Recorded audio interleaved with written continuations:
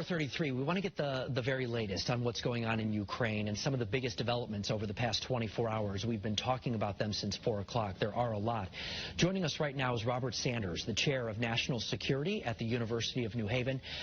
Thank you very much, sir, for being with us this afternoon. We appreciate your time. Glad to be with you. I know the vice president herself, she has been in Poland.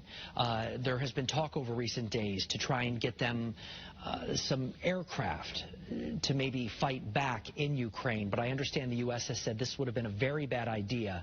Talk a little more about why that's the case. Well, the president of Ukraine has asked for this aircraft to bolster his air defense abilities.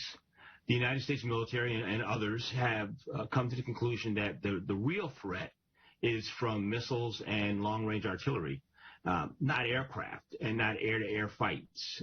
The Russians have some very, very effective ground-to-air defense systems, one the SS-400, and these aircraft won't help take that out, nor will they take out what's really killing innocent Ukrainians right now, which are missiles, not dumb bombs, but missiles and artillery shells.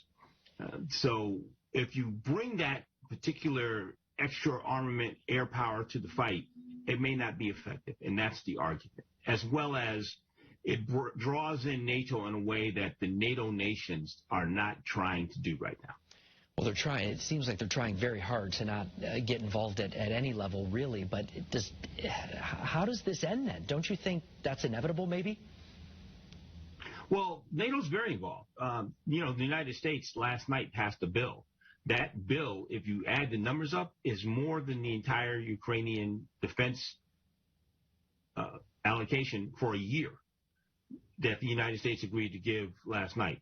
There was a time earlier in the week when 14 large-body U.S. aircraft were landing a day at a certain place to unload equipment to Ukrainian forces to move into the fight. So we're engaged. Other countries are engaged. The Brits are sending rockets as well. So, but it's still the Ukrainians' fight. But not engaged on the battlefield necessarily. I mean, there are no NATO troops in there, and the president here has said that that's not something that he will even entertain.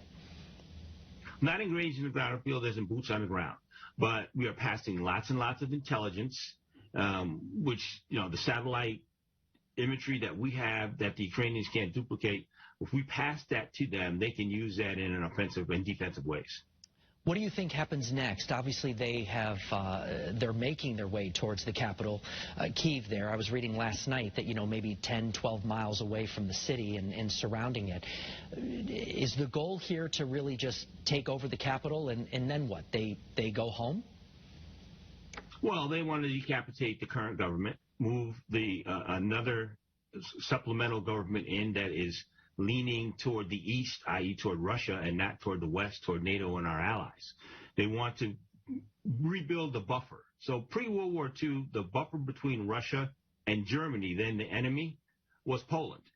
Well, that buffer moved. Poland became part of NATO, and the Ukraine became the next level. And, of course, Ukraine touches Russia in its reconstituted federation post-Soviet Union.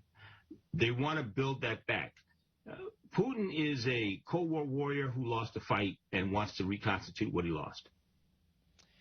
Robert Sanders, we could talk about this all afternoon, but I really appreciate you being here from the University of New Haven for us this afternoon. So many questions. I know we'll have you back soon because, sadly, it does not look like this is going to end anytime soon. Sadly, I agree with you. All right. We'll see you soon, sir. Thank you very much. Welcome. Bye-bye.